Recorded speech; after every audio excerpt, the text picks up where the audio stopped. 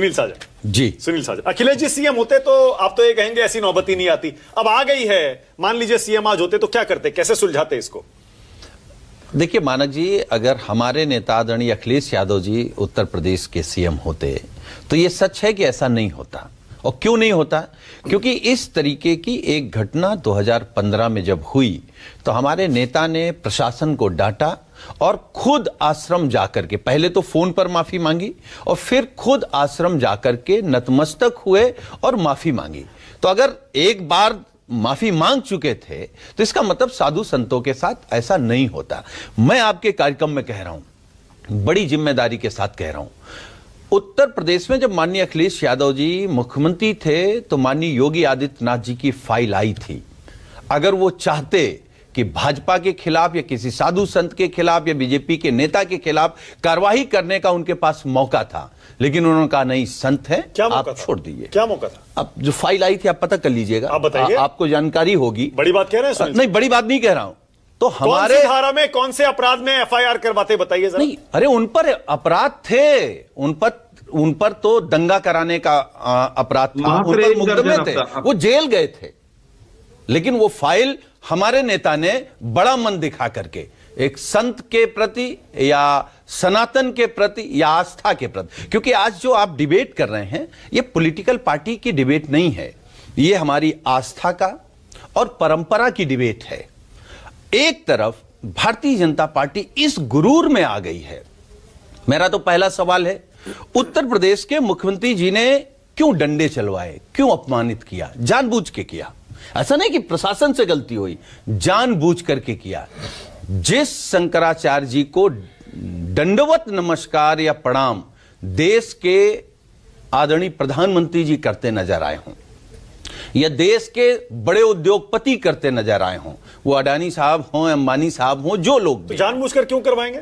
अब सुनिए ना योगी जी, जानबूझकर अभी मुक्तेश्वर आनंद पर डंडे क्यों चलवाएंगे भाई? हाँ, ये एक बड़ी बात है और यही मुद्दा है। दरअसल देश में मुद्दे भटक रहे हैं। असली मुद्दा क्या है? शंकराचार्य जी ने सबसे पहला विरोध किस बात का किया कि उन्होंने कहा कि राम मंदिर का जो उद्घाटन हो रहा है उसका मुहूर्त ठीक नहीं है, पहला।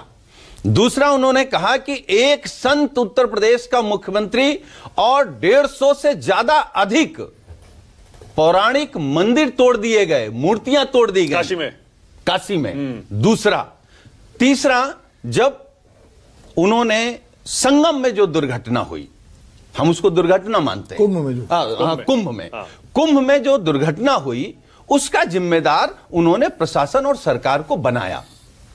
और इनमें कौन सा एक सवाल है जो झूठा है? और जो सबसे ज्यादा बीजेपी को खलता है कि शंकराचार्य जी कह रहे हैं ये हिंदू राष्ट्र बनाने की बात करते हैं, गौ माता को काटा जा रहा है, बड़ी संख्या में काटा जा रहा है, उत्तर प्रदेश से लेकर पूरे देश में काटा जा रहा है।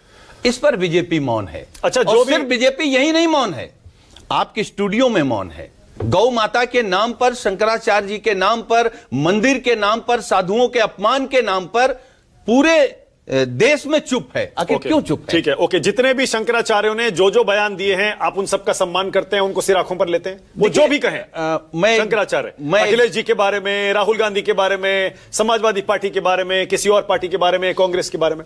देखिए मानक जी, हम सियासी लोग हैं, हम अपना फायदा और नुकसान देख करके तय कर सकते हैं। लेकिन जो शंकराचार्य हैं वो हम लोग मानते हैं कि जो धर्म का ध्वजा है, धर्म की दिशा है, धर्म की परंपरा है, या हम लोग जब धर्म के बारे में सब कुछ नहीं जानते हैं, जब संकट में आते हैं या कोई जानकारी चाहते हैं, तो धर्म और शास्त्र के बारे में जो शंकराचार्य कहते हैं उसी को हम लोग आधार मान लेते हैं और उसी ओके। बहुत सारे शंकराचार्य नहीं, बहुत सारे हिंदू संत, बहुत सारे अखाड़ों के साधु संत, बहुत सारे लोग कहते हैं कि हिंदुओं को एकजुट रहना चाहिए, और समाजवादी पार्टी पीडीए करके उनको बांटती रहती है। नहीं तो सब लोग कहते हैं ना, सारे साधु कहते हैं, सारे शंकराचार्य भी यही कहते हैं, हिंदुओं को बंटना नहीं चाहिए। ठीक है, आप क्यों पीडीए करते हैं? फिर हम कह रहे हैं जो शंकराचार्य जी कहते हैं कि हिंदुओं को बंटना नहीं चाहिए, तो हम पीडीए के आधार पर हिंदुओं की एक बड़ी आबादी को जोड़ रहे हैं जो 90% है। आप सोचिए 5% को क्यों छोड़ रहे हैं भाई? अगड़ों को क्यों छोड़ रहे हैं आप? नहीं, मैं छोड़ नहीं रहा अगड़ों हूं। को क्यों छोड़ रहे हैं? हम छोड़ नहीं रहे हैं। अरे ब्राह्मणों को क्यों छोड़ रहे हैं? नहीं छोड़ रहे, छोड़ रहे हैं आप। नहीं पीडीए में कहा है ब्राह्मण? बताइए। हम कह रहे हैं समाजवादी पार्टी का नारा पीडीए है, लेकिन समाजवादी पार्टी उत्तर प्रदेश में विपक्ष की पार्टी है और हमारा नेता विरोधी दल कौन है? आदरणीय माता प्रसाद पांडे जी हैं। तो कहां छोड़ रहे हैं हम? पर पीडीए में क्यों नहीं रख रहे उनको? आप कह रहे हैं 95% को एक कर रहे हैं, 5% को क्यों छोड़ दिया आपने भाई? आप तो वो बात कह रहे हैं मानक जी कि हम अगर गरीबों को जोड़ रहे हैं, तो आप कह रहे हैं अडानी अंबानी को क्यों छोड़ रहे हैं? हम बहुत विवादित बयान दे रहे हैं सुनील सागर, बहुत विवादित बयान दे रहे हैं। अगड़ी जाति के लोग इस देश में अडानी अंबानी है। कोई विवादित नहीं। हमने अगड़ी जाति के लोग इस देश में अडानी अंबानी है। देखिए, मैं फिर कह रहा हूं, उसमें गरीब भी है भाई। मेरी पूरी बात आ जाने दीजिए। मैं कह रहा हूं कि समाजवादी पार्टी ने शोषित, पीड़ित, वंचित, दुखी लोगों को जोड़ने का संकल्प लिया है।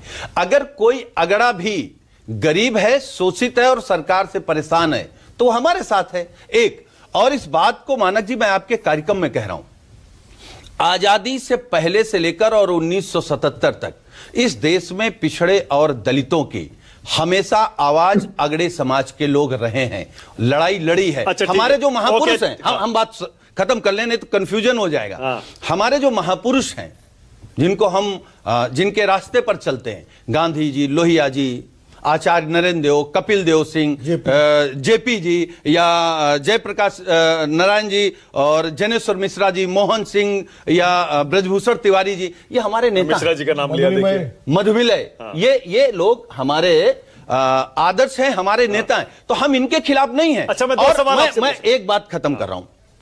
नेताजी हम लोगों से हमेशा समझा करके कहते थे कि जब भी अगड़ा इस देश में संकट में आए, तो उसकी आवाज पिछड़ों को उठानी चाहिए। पिछड़ा संकट में आए तो अगड़ों को उठानी चाहिए, दलित संकट में आए तो पिछड़ों को उठानी चाहिए, और अगर मुसलमान संकट में आए तो हिंदुओं को उठानी चाहिए। तब लोगों को लगता है कि ये संकट में है और ये देश एक है। ठीक है, मैं 2 सवाल पूछ रहा हूं छोटे छोटे आपसे।